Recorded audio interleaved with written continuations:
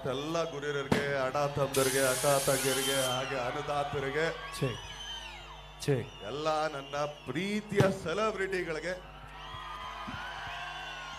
ಈ ಚಿಕ್ಕ ಕಲಾವಿದ ಮಾಡೋ ನಮಸ್ಕಾರ. ಮೊದಲನೇದಾಗಿ ಇವತ್ತು ಕಾಟೇರ ಹಸಿರ ಆ ತಾರ್ಸಿಗೆ ಬರೋದು 4 ಪಿಲ್ಲರ್. ಹಾಗೆ ನಮ್ಮ ಚಿತ್ರರಂಗಕ್ಕಿರೋದು 4 ಜನ. ಅದು ರಾಜ್ಕುಮಾರ್ ಅವರು, ವಿಷ್ಣು ಸರ್, ನಮ್ಮ ಅಪ್ಪಾಜಿ ಆದಂಥ ರೆಬಲ್ ಸ್ಟಾರ್ ಅವರು, ಹಾಗೇನೆ ಶಂಕರ್ ನಾಗ್ ಅವರು. ಇವು 4 ಜನ ಪಿಲ್ಲರ್ಗಳು. ಆದರೆ ಆ ತಾರ್ಸಿನ ಕಟ್ಟಬೇಕಾದ್ರೆ ಕೆಳಗಡೆ ಅಷ್ಟೊಂದು ಕಂಬಗಳು ನಿಲ್ಸಿರ್ತಾರೆ ಗೊತ್ತಾ. ಆ ಕಂಬಗಳೆಲ್ಲ ನಮ್ಮ ಸೀನಿಯರ್ಸ್ ಕಲಾವಿದರು. ನಾವು ಬರೀ ಆ ಕಂಬದ ಪಕ್ಕದಲ್ಲಿ ಒಂದು ಟೇಕ ಕೊಟ್ಟಿರ್ತಾರೆ ಗೊತ್ತಾ, ಈಗ ಸೈಡ್ಗೆ ಆ ಥರ ಒಂದು ಸಣ್ಣ ಸಣ್ಣ ಪೀಸ್ಗಳು. ನಾವು ಯಾರು ಅಲ್ಲ ಹೀರೋ, ನಾವೆಲ್ಲ ಸಣ್ಣ ಸಣ್ಣ ಟೇಕಗಳು ಇಷ್ಟಿಷ್ಟೇ.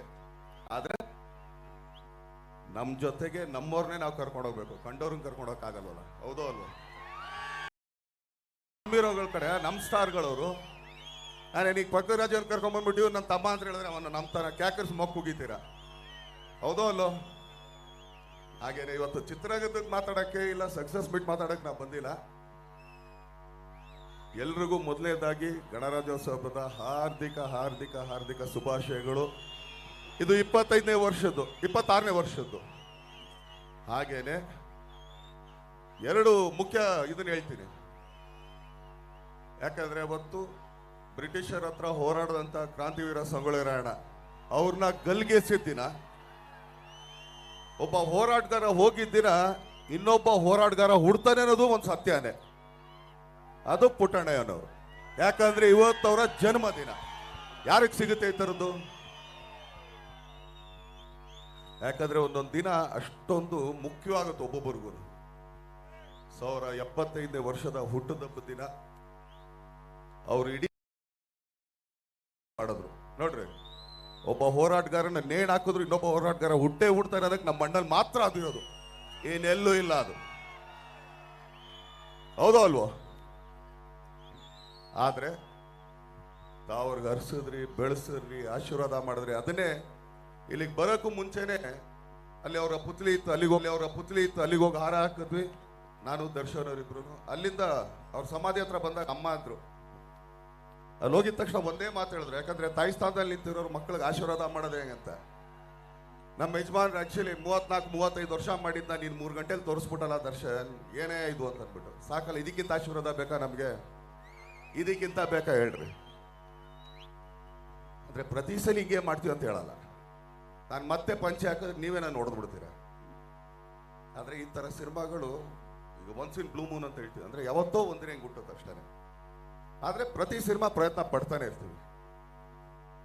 ಆದ್ರೆ ನೋಡ್ರಿ ಇವತ್ತು ಹೆಂಗೆ ಎಲ್ಲಾನು ಕೂಡು ಬರುತ್ತೆ ಕಾಲ ಅನ್ನೋದಕ್ಕೆ. ಅವತ್ತು ಸುಮ್ಮನೆ ಬರ್ಡೇಗೆ ವಿಶ್ ಮಾಡಕ್ಕೆ ಅಂತ ಬಂದಿದ್ದು ಲಾಸ್ಟ್ ಇಯರ್ ಬರ್ಡೇಲಿ. ಅವತ್ತು ದರ್ಶನ್ ಅವ್ರಿಗೂ ಗೊತ್ತಿಲ್ಲ ಈ ಸಿನಿಮಾದ ಒಂದು ತುಂಬಾ ಟೀಸರ್, ಚಿಕ್ಕ ಟೀಸರ್ ನಾನು ರಿಲೀಸ್ ಮಾಡ್ತೀನಿ ಅಂತ. ಅವ್ರು ಹಂಗೆ ಒಳಗಡೆ ಬರ್ತಾರೆ 12 ಗಂಟೆ, ನಾನು ಇನ್ನೇನು ಹೊರಗಡೆ ಹೋಗ್ತದೆ, ಬನ್ನಿ ಬನ್ನಿ ಬನ್ನಿ ಬನ್ನಿ ಅಂದ್ಬಿಟ್ಟು ಹಂಗೆ ಕರ್ಕೊಂಡು ಹೋಗಿ ಅವ್ರ ಕೈಲೇ ಈ ಸಿನಿಮಾದ ಮೊದಲು ಟೀಸರ್ ರಿಲೀಸ್ ಮಾಡಿದ್ದೆ ದರ್ಶನ್ ಪುಟ್ಟಣ್ಣ ಅವರು. ಇದು ಯಾರಿಗಾರು ಗೊತ್ತಾ? ನೋಡ್ರಿ ಇವತ್ತು 25ನೇ ದಿನ ಅವ್ರ ಪಕ್ಕದಲ್ಲಿ ಕೂತ್ಕೊಂಡು ಅವ್ರ ಊರಲ್ಲೇ ನಾವು ಮಾಡ್ತಾ ಇದೀವಿ ಅಂದಾಗ ಇದಷ್ಟು ಕ್ರೆಡಿಟ್ ಆ ಕೈಗುಣಕ್ಕೆ ಹೋಗ್ಬೇಕು. ನೋಡ್ರಿ ಅವತ್ತು ಯಾವ ಒಳ್ಳೆ ಮನ್ಸಿಂದ ಅವ್ರು ಮಾಡಿದ್ರು. ಒಂದು ರೈತರ ಸಿನಿಮಾ, ರೈತರಿಗೆ ಸಂಬಂಧಪಟ್ಟಿದ್ದು, ಅವತ್ತು ಅವ್ರು ಅದನ್ನ ರಿಲೀಸ್ ಮಾಡಿದ್ದಾರೆ ಅಂದಾಗ ಇದು ಯಾವುದೋ ಪ್ಲಾನ್ಡ್ ಇಲ್ಲ. ಅವ್ರು ಸುಮ್ಮನೆ ಬರ್ಡೇ ವಿಶ್ ಮಾಡಕ್ಕೆ ಅಂತ ಬಂದ್ರು. ಅವ್ರೊಂದು 11:55 ಬಂದ್ರು. ಇನ್ನು 5 ನಿಮಿಷ ಆಯ್ತು 12 ಗಂಟೆಗೆ ವಿಶ್ ಆಮೇಲೆ ಮಾಡ್ರಂತೆ ಬನ್ನಿ ಅಂದ್ಬಿಟ್ಟು ಅವ್ರಿಗೆ ಕರ್ಕೊಂಡೋಗಿ ಅವ್ರ ಕೈಲೇ ರಿಲೀಸ್ ಮಾಡಿಸಿದ್ದು. ಇವತ್ತೇನಕ್ಕೆ ಸಿನಿಮಾ ಸಭಾ ಕಮ್ಮಿ ಮಾತಾಡಿ ಇಲ್ಲಿ ಮಾತಾಡ್ತಿದ್ದೀನಿ ಅಂದ್ರೆ, ಮೊದಲನೇದಾಗಿ ದರ್ಶನ್ ಅವರು ನನಗೂ ಹೆಚ್ಚು ಕಮ್ಮಿ ಒಂದು 9 ವರ್ಷ ಆಗಿದ್ದಾರೆ ಶಾಸಕರೇ. 9 ವರ್ಷದ ಒಂದು ಸ್ನೇಹ. ಅವ್ರು ಮೊದಲನೇ ಸಲ ಸಿಕ್ಕಿದಾಗ ಇವತ್ತಿಗೂ ನನ್ನ ಮೊಬೈಲ್ ತೆಗೀರಿ, ನಾನು ದರ್ಶನ್ MLA ಅಂತ ಹಾಕೊಂಡಿದ್ದೆ 9 ವರ್ಷದಿಂದೇನೆ. ಹಂಗಂತೇಳಿ ಇದಂತಲ್ಲ. ಇವತ್ತು ನೋಡ್ರಿ ತುಂಬಾನೇ ಎಲ್ಲರೂ ಏನು ಹೇಳ್ತಾ ಇದ್ದಾರೆ, ಅವ್ರನ್ನ ಮಾಡ್ಬಿಡ್ವಪ್ಪ, ಅವ್ರು ಆಕ್ಚುಲಿ ಮತ್ತೆ ಅಮೆರಿಕ ಕೊಟ್ಟೋಗ್ತಾರೆ ಹಂಗೆ ಹಿಂಗೆ ಅಂತ. ಒಂದು ಕಹಿ ಸತ್ಯ ಹೇಳ್ತೀನಿ, ಕೇಳಿಸ್ಕೊಡ್ರಿ.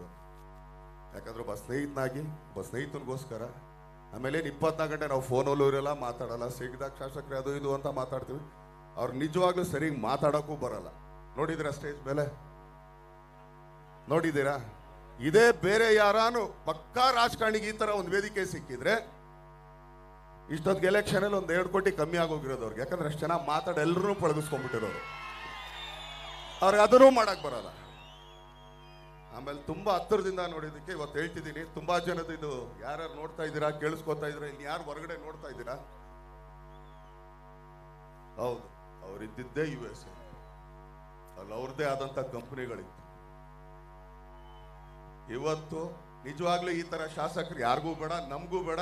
ನಿಜವಾಗ್ಲೂ ನನಗ್ ಬಂದ್ರೆ ಬೇಡ ಬೇಡಪ್ಪ, ನನ್ನ ಕಂಪ್ನಿ ಚೆನ್ನಾಗಿದೆ ಅಂತ ಹೊರಟೋಗ್ತಿದ್ರು. ಇರೋ ಸ್ವಲ್ಪ ಏನೋ ಮಾತಾಡ್ತಾ ಇದ್ದೀನಿ, ತಡ್ಕೊಳ್ಳೋ ಯಾಕೋ ಹಿಂಗ ಆಡ್ತೀಯ ನೀನ್ ನೋಡ್ರಿ. ಒಳ್ಳೇದ್ ಮಾತಾಡ್ದಾಗ ಬಂದಿದ್ದಲ್ಲ, ತಡೀಚಿನ ಫ್ಲೋ ಹೊಟ್ಟೋಗುತ್ತೆ. ಆಮೇಲೆ ಇದೇ ಒಂದು ಒಳ್ಳೆ ಕಂಪ್ನಿ ನನ್ನ ಕೈಲಿದ್ದಿದ್ರೆ ನಾನು ನಿಜವಾಗ್ಲೂ MLA ಆಗಕ್ಕೆ ಬರ್ತಾ ಇರಲ್ಲ ಸ್ವಾಮಿ. ಇವತ್ತು ಆ ಕಂಪ್ನಿನ ಮಾರಿ 8 ಕೋಟಿ ಸಾಲ, ಎಲೆಕ್ಷನ್ ಸಾಲ ತೀರಿಸಿ ಇವತ್ತು ಅದೇ ಕಂಪ್ನಿಲಿ ಕೆಲಸ ಮಾಡ್ತಾರೆ ಅಂತಂದ್ರೆ ಈ ತರದ ಯಾವ ಶಾಸಕನ ಬೇಕು?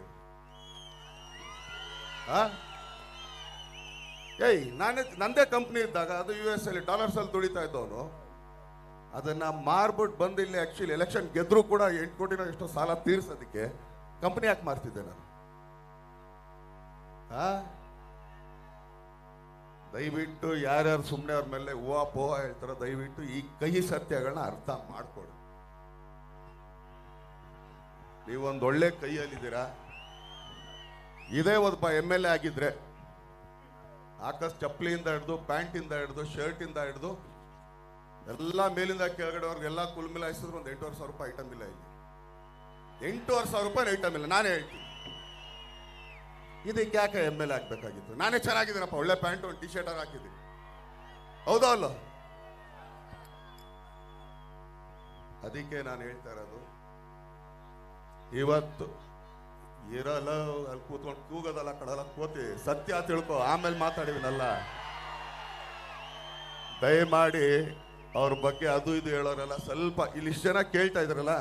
ಆಮೇಲೆ ನಾನು ಯಾರಿಗೂ ಕಾಕ ಹೊಡಿಯಲ್ಲ, ಚಮಚ ಹೊಡೆಯಲ್ಲ ಸ್ವಾಮಿ. ನನಗೆ ಇಷ್ಟ ಆದ್ರೆ ನಾನು ತುಂಬಾ ಇಷ್ಟದಿಂದ ಇರ್ತೀನಿ, ನನಗೆ ಕಷ್ಟ ಆದ್ರೆ ನಾನು ತುಂಬಾ ದೂರ ಇರ್ತೀನಿ. ಇವತ್ತು ಈ ಪ್ರೋಗ್ರಾಮು ಅವ್ರಿಗೇನು ಆಕ್ಚುಲಿ ಇದಾಗಿತ್ತ, ಇದು ಯಾರೋ ನಮ್ಮ ಪ್ರೊಡ್ಯೂಸರ್ ಮಾಡ್ಬೇಕಾಗಿದ್ದ ಕೆಲಸ ಇವೆಲ್ಲ. ನಾನು ಮಾಡ್ತೀನಿ, ನಿಮ್ಮ ಸಿನಿಮಾ ನೋಡ್ತೀವಿ, ತುಂಬಾ ಖುಷಿ ಆಯ್ತು. ಯಾಕಂದ್ರೆ ಯಾವ ಸಿನಿಮಾದಲ್ಲೂ ಒಂದು ಸಂಘದವ್ರು, ಒಂದು ರೈತರ ಸಂಘದವ್ರು ಈ ಸಿನಿಮಾನ ನೋಡಿ ಮೆಚ್ಚಿ ಇದಕ್ಕೊಂದು ನಾವು ಆಕ್ಚುಲಿ ಒಂದು ಇದು ಕೊಡ್ತೀವಿ ಅಂತ, ಒಂದು ಟ್ರಿಬ್ಯೂಟ್ ಕೊಡ್ತೀವಿ ಅಂದಾಗ ನಿಜವಾಗ್ಲೂ ಈ ಚಿತ್ರತಂಡ ಎಲ್ಲರೂ ನಾವು ಚಿರುರುಣಿ ಆಗಿರ್ಬೇಕು ನಿಮಗೆ. ಅದು ರೈತರ ಸಂಘಕ್ಕೆ. ಯಾಕಂದ್ರೆ ಅವ್ರಿಗೆ ಸಂಬಂಧಪಟ್ಟಂತ ಸಿನಿಮಾ ಅಂದಾಗ ಅದನ್ನ ಅರಿಸಿ ಬೆಳೆಸಿ ಇಲ್ಲಿವರೆಗೆ ಎತ್ಕೊಂಡ್ ಬಂದಿದ್ದಾರೆ. ಈಗ ದರ್ಶನ ಅವ್ರಿಗೆ ಬೇಕಾಗಿತ್ತ ಇದು ನಮ್ಮ ನಿರ್ಮಾಪಕರು ಯಾರೋ ಮಾಡ್ಲೇಬೇಕಾಗಿದೆ. ಯಾಕಂದ್ರೆ ಚೆನ್ನಾಗಿ ದುಡಿತಾ ಇದ್ರೆ ನಡೆಯ ಒಂದು 25 ದಿನ ಮಾಡೋಣ ಅಂತ. ಅದಷ್ಟು ಖರ್ಚು ಅಲ್ಲಿಂದ ಹಿಡಿದು ಇಲ್ಲಿವರೆಗೆ, ಈ ಮೂಲೆಯಿಂದ ಆ ಮೂಲೆವರೆಗೆ ಪ್ರತಿ ಖರ್ಚು ಅವ್ರು ಎತ್ಕೊಂಡ್ ಮಾಡಿದ್ದಾರೆ. ಇದಕ್ಕಾದ್ರೂ ನಾನು ಆಕ್ಚುಲಿ ಕಾಲಿಗೆ ಬಿದ್ರೆ ದೊಡ್ಡವ್ರು ಚಿಕ್ಕವರು ಇಲ್ಲಿಂದಾನೇ ನಾನು ಸಾಷ್ಟಾಂಗ ನಮಸ್ಕಾರ ಮಾಡ್ಬಿಡ್ತೀನಿ. MLA ಸಾಹೇಬ್ರೆ, ಈ ನಿಮ್ಮ ಉಪಕಾರನ ಸಾಯೋವರೆಗೂ ನಾವು ಮರೆಯಲ್ಲ, ನಮ್ಮ ಚಿತ್ರತಂಡ ಮರೆಯಲ್ಲ. ಅದಕ್ಕೆ ತುಂಬಾ ಧನ್ಯವಾದ ಹೇಳ್ತೀನಿ. ಮತ್ತೊಂದು, ಅವ್ರನ್ನ ಇನ್ನೂ ಚೆನ್ನಾಗಿ ಬೆಳೆಸ್ಕೊಳ್ಳಿ. ಆಕ್ಚುಲಿ ಅವ್ರಿಗೆ ಮಾತಾಡಕ್ ಬರಲ್ಲ ಅಷ್ಟೇ. ನನ್ನಂತ ಮಾತನ್ಗಾರಂಗೆ ಇದ್ದಿದ್ರೆ ಇನ್ನೂ ಚೆನ್ನಾಗಿ ಆರಾಮ್ಸೆ ಆಕ್ಚುಲಿ ಎಲೆಕ್ಷನ್ ಕಾಸು ಇಲ್ದಂಗೆ ಖರ್ಚು ಮಾಡ್ಕೊಂಡು ಮಾಡ್ಬಿಡ್ತಿದ್ದೆ. ನನಗೆ ಆಗ್ಬೇಕಾಗಿತ್ತು, ಮಾತೇ ಸಾಕಾಗಿತ್ತಲ್ವಾ? ಅವ್ರು ಮಾತಾಡ್ತಾ ನೋಡ್ರಿ, ಅಂದ್ರೆ ಅವ್ರು ಇಲ್ಲಿ ನಿಂತಾಗ ಸ್ವಲ್ಪ ನರ್ವಸ್ ಆಗ್ತಾರೆ ಅನ್ನೋದಕ್ಕೆ 75ನೇ ವರ್ಷ ಅವ್ರ ತಂದೆ ಹುಟ್ಟುದಬ್ಬನ್ನ ಗಣರಾಜ್ಯೋತ್ಸವ ಎರಡೂ ಸೇರಿಸ್ಬಿಟ್ರು ಪಾಪ. ಇದನ್ನ ಟ್ರೋಲಾರು ಮಾಡ್ಕೊಳ್ಳಿ, ತಪ್ಪಿಲ್ಲ. ಯಾಕಂದ್ರೆ ಕೆಲವ್ರು ಮಾತಾಡ್ಬೇಕಾದ್ರೆ ಮೇಲೆ ಕೆಳಗೆ ಆಗುತ್ತೆ, ಯಾಕಂದ್ರೆ ನರ್ವಸ್ ಆಗ್ತಾರೆ ಅಂತ. ನಾನು ಯಾವಾಗ್ಲೂ ಈ ಎಲೆಕ್ಷನ್ ಟೈಮಲ್ಲಿ ಮಾತಾಡಿದ್ರೆ ನಾವು ಮಾತಾಡಲ್ಲ, ಸಾಕು ನಮ್ಗೆ ಇಷ್ಟ ಸಾಕು ಸಾಕು. ಅದಕ್ಕೆ ಎಲ್ಲರೂ ಓಟ್ ಗಿಟ್ ಕೇಳ್ಬೇಕ್ರೆ, ಅಪ್ಪ ದರ್ಶನ್ ಅವ್ರಿಗೆ ಅಂದ್ರೆ ದರ್ಶನ್ ಸ್ಕ್ವೇರ್ ಇದೀವಿ ಅಂತ. ನಮ್ಮ ಗಾಡಿಲಿ ಇನ್ನೊಬ್ಬ ದರ್ಶನ, 3 ಜನ ದರ್ಶನ್ ಇದ್ವಿ. ನೀನಲ್ದೇ ಇದ್ರೆ 400 ಜನ ಇರ್ಲಿ ಬಿಡೋ, ಏನೇನು ದರ್ಶನ ನಾನು ಒಬ್ಬನೇ ಇಡೀ ಪ್ರಪಂಚಕ್ಕೆ. ಆದ್ರೆ ನಾನಾಗ್ಲೇ ಗಾಡೀಲಿ ಕೂತಾಗ ಇಲ್ಲೊಬ್ರು ಮಾತಾಡ್ತಿದ್ರು, ಸರ್ ನಿಜವಾಗ್ಲೂ ಸರ್ ತುಂಬಾ ಒಳ್ಳೆ ಪದ ಹೇಳಿದ್ರಿ, ಉರಿಯೋರು ಉರ್ಕೊಳ್ಳಿ, ಬೇದವ್ರು ಬಯಸ್ಕೊಳ್ಳಿ, ದರ್ಶನ್ ಹಿಂಗೆ ಅಂತ. ಖಂಡಿತ ಸರ್, ಇವತ್ತು ತುಂಬಾ ತಾಳ್ಮೆಯಿಂದ ಇದ್ದೀನಿ, ತಾಳ್ಮೆ ತುಂಬಾ ಕಲಿಸ್ತಾ ಇದೆ. ಯಾರು ಏನೇ ಅನ್ಕೊಂಡ್ರು, ಏನೇ ಮಾಡ್ಕೊಂಡ್ರು ಇಲ್ಲಿರೋ ಸೆಲೆಬ್ರಿಟಿಗಳು ಸಾಕು ನಮ್ಗೆ ಸರ್, ಇನ್ ಯಾರು ಬೇಡ ನಮ್ಗೆ ಅಂತ ಹೇಳಕ್ ಇಷ್ಟಪಡ್ತೀನಿ. ತುಂಬಾ ಧನ್ಯವಾದಗಳು. ಇದೇ ತರ ಹರಿಸಿ ಬೆಳೆಸಿ ದರ್ಶನ್ ಅವ್ರನ್ನ ಇನ್ನೂ ಎತ್ತರಕ್ಕೆ ಎತ್ಕೊಂಡು ಹೋಗ್ರಿ. ಅವರು ಹೇಳಲ್ಲ, ಮಾಡಿ ತೋರಿಸ್ತಾರೆ. ದಯವಿಟ್ಟು ರೈತರ ಸಂಘಕ್ಕೆ ಯಾರು ಆಕ್ಚುಲಿ ಕೈ ಕೊಡಕ್ ಹೋಗ್ಬೇಡಿ. ರೈತರ ಸಂಘ ಹಿಡ್ಕೊಳ್ರಿ. ಯಾಕಂದ್ರೆ ನಾವ್ ಯಾಕೆ ಸುಮ್ನೆ ಡೈಲಾಗ್ ಬರೆಯಲ್ಲ. ನಮ್ಮೆ ಅನ್ನನ ಅದ್ಯಾರು ಅಂತೀವಿ. ಅದ್ಯಾರನ್ನ ಸೃಷ್ಟಿ ಮಾಡೋ ಒಂದೇ ಒಂದು ಅಧಿಕಾರ ಇರೋದು ಯಾರಿಗೆ? ಅವನೊಬ್ಬನಿಗೇನೆ. ಅವನಿವತ್ತು ನಾನು ನೇಗ್ಲಿಡಿಯಲ್ಲ, ನಾನು ಎತ್ಕಟ್ಟಲ್ಲ ಅಂತಂದ್ರೆ ನಾವೆಲ್ಲ ಮಣ್ ತಿನ್ಬೇಕಾಗುತ್ತೆ ಅಷ್ಟೇ, ಇನ್ನೇನಿಲ್ಲ. ಹೌದೋ ಅಲ್ಲೋ? ಹಾಗಂತೇಳಿ ನಾನು ಯಾವಾಗ್ಲೂ ಹೇಳ್ತೀನಿ, ರೈತರಿಗೆ ಸಿಂಪತಿ ಬೇಡ, ಅಯ್ಯೋ ಪಾಪನಕ್ಕೆ ಹೋಗ್ಬಿಡ್ರಿ. ನ್ಯಾಯವಾದ ಬೆಲೆ ಕೊಟ್ಬಿಟ್ರೆ ಇವತ್ತೆಲ್ಲ ಹೆಂಗ್ ಎತ್ತಿನ ಗಾಡಿಲಿ ಬಂದು ಇದೇ ಇನ್ನೊಂದು 10 ವರ್ಷ ಆದ್ರೆ ಎಲ್ಲ ಚಾಪರಲ್ಲಿ ಬರ್ತಾ ಇರ್ತೀವಿ. ಬರ್ರೆ ನಮ್ಮ ಚಾಪರಲ್ಲಿ 4 ಜನ ಹತ್ಕೊಳ್ರಿ, ನಮ್ಮ ಚಾಪರಲ್ಲಿ ಬರೋಣ ಅಂತ. ಅಂದ್ರೆ ಹೆಲಿಕಾಪ್ಟರಲ್ಲಿ ಹೇಳ್ತಾರೆ ಅದು. ಹೌದೋ ಅಲ್ವೋ? ಆದ್ರಿಂದ ಇವತ್ತು ಇಷ್ಟು ಜನ ಸೇರಿ ಎಲ್ಲ ಅಕ್ಕ ತಂಗಿರ್ ಪಾಪ ಅಲ್ಲೆಲ್ಲ ಕೂತಿದ್ದಾರೆ. ಎಲ್ರಿಗೂ ಕೂಡ ಹೃತ್ಪೂರ್ವಕ ಧನ್ಯವಾದಗಳು. ಇಷ್ಟು ಕಾದು ಇಷ್ಟು ಪ್ರೀತಿ ತೋರಿಸ್ತಾ ಇದ್ದೀರಾ. ಸದಾ ನಿಮ್ಮ ಪ್ರೀತಿ ಪ್ರೋತ್ಸಾಹ. ಯಾಕಂದ್ರೆ ಮುಂದಕ್ಕೆ ನಮ್ಮ ಟೈಗರ್ ಸಿನಿಮಾ ಬರುತ್ತೆ, ಮದೇವ ಬರುತ್ತೆ, ಹಾಗೆ ತನ್ವೀರ್ ಬಂದಿದೆ, ಅವನು ವಾಮನ ಬರ್ತಾ ಇದೆ, ನಮ್ಮ ಚಿಕ್ಕಣ್ಣಂದು ಎಲ್ರಿಗೂ ಗೊತ್ತಿದೆ, ಉಪಾಧ್ಯಕ್ಷನೂ ಬಂದಿದೆ. ನೋಡ್ತಾ ಇದ್ದೀರಾ, ಇನ್ನು ಚೆನ್ನಾಗಿ ನೋಡಿ. ಆದ್ರೆ ಅವೆಲ್ಲ ಅಪ್ಪಟ ಕನ್ನಡ ಸಿನಿಮಾ, ಅದ್ಯಾವುದು ಬೇರೆ ಭಾಷೆ ಸಿನಿಮಾ ಅಲ್ಲ, ಪ್ಯಾನ್ ಇಂಡಿಯಾ ಸಿನಿಮಾ ಅಲ್ಲ. ಸೊ ಕನ್ನಡ ಸಿನಿಮಾನ ಹರಿಸಿ ಬೆಳೆಸಿ ಕನ್ನಡಿಗರನ್ನ ಪ್ರೀತಿ ತೋರಿಸುತ್ತಾ ಎಲ್ಲರ ಹತ್ರ ತಲೆಬಾಗಿ ಬೇಡ್ಕೊಳ್ತೀನಿ. ಧನ್ಯವಾದಗಳು. ದರ್ಶನ್ ಸರ್, ಈಗ ಈ ವೇದಿಕೆಯಲ್ಲಿ